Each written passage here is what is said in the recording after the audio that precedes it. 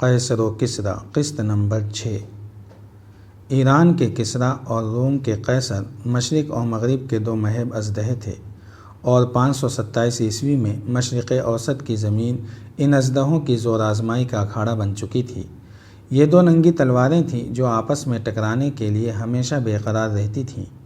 مشرق کی طرف ایران کے سوا اہل روم کا کوئی مد مقابل تھا، نہ مغرب کی طرف روم کے سوا ایرانیوں کا کوئی حریف۔ مجوسی حکمران جب اپنے آتش کدوں سے باہر جھانکتے تو مغرب کی سمت ان کی نگاہیں فرزندان تثلیث کے گرجوں پر مرکوز ہو کر رہ جاتیں، اور قسطنطنیہ کے تاجدار جب اپنی مشرقی سرحدوں سے آگے دیکھتے تو مدائن ان کی آنکھوں میں کانٹے کی طرح کھٹکتا۔ شام، آرمینیا اور ایشیا کوچک کے باشندے بے بس تماشائیوں کی حیثیت سے آگ اور خون کے ان طوفانوں کی ہولناکیاں دیکھ رہے تھے جو کبھی مدائن اور کبھی قسطنطنیہ سے اٹھتے تھے۔ یہ چکی کے دو پارٹ تھے، اور ان کے درمیان پسنے والے انسان صرف ان ادوار میں اطمینان کا کوئی سانس لے سکتے تھے جب کسی کسریٰ یا قیصر کو اندرونی خطرات اپنی طرف متوجہ کر لیتے تھے۔ عرب، روم اور ایران کی عظیم سلطنتوں کا ایک گمنام اور حقیر ہمسایہ تھا، لیکن اس ملک کے باشندے اپنے پڑوسی ممالک کے اچھے یا برے اثرات سے محفوظ تھے۔ مشرق یا مغرب سے اگر کوئی طوفان نمودار ہوتا تھا تو اس کی لہریں اس صحرا کی ریت میں گم ہو کر رہ جاتی تھیں۔ اہل عرب مدنیت کے شعور کی اس منزل سے صدیوں پیچھے تھے جہاں افراد یا قبائل کے اتحاد سے قوم یا ملت معرض وجود میں آتی ہے، اور زمین کے خطے ایک سلطنت کے اجزاء بن جاتے ہیں۔ یہاں بیرونی تہذیبوں کے خفیف سے اثرات صرف ان بستیوں اور شہروں تک محدود تھے جو یمن اور شام کے درمیان قدیم تجارتی شاہراہ پر آباد تھے۔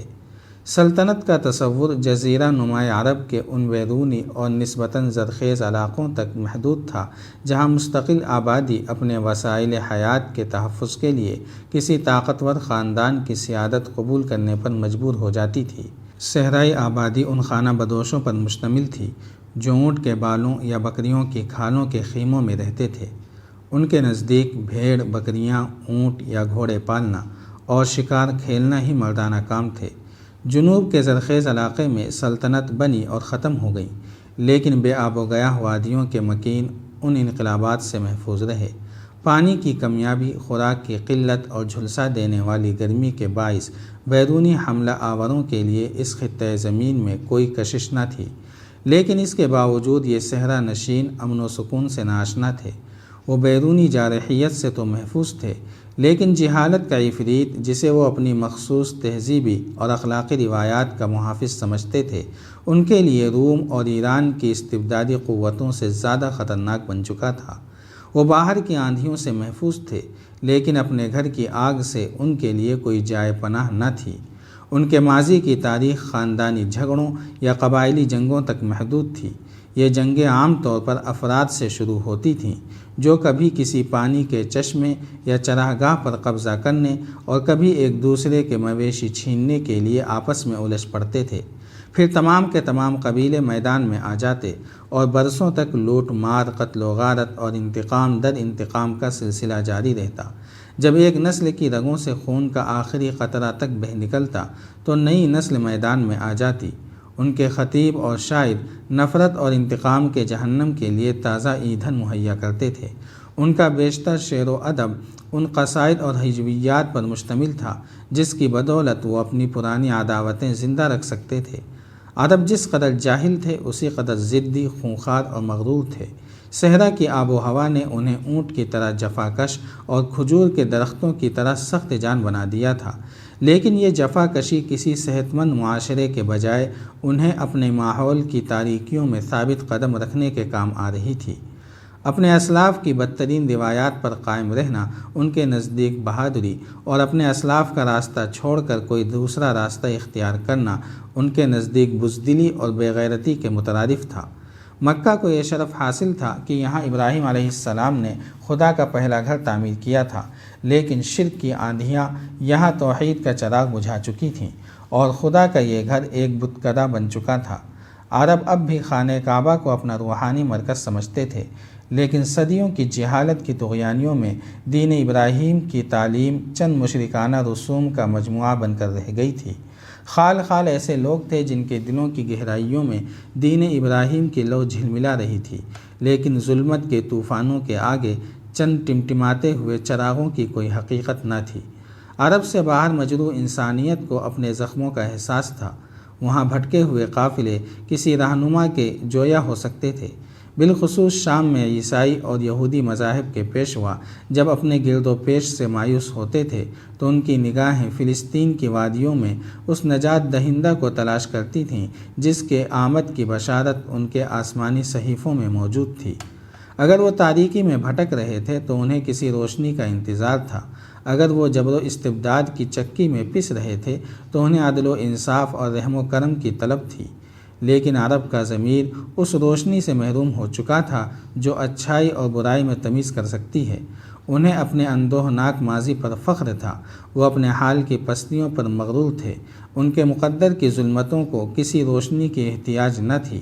وہ جس ڈگر پر چل رہے تھے اسی پر چلتے رہنا چاہتے تھے۔ کوئی نیا راستہ جس پر ان کے اسلاف کے نشان قدم موجود نہ تھے ان کے لیے قابل قبول نہ تھا۔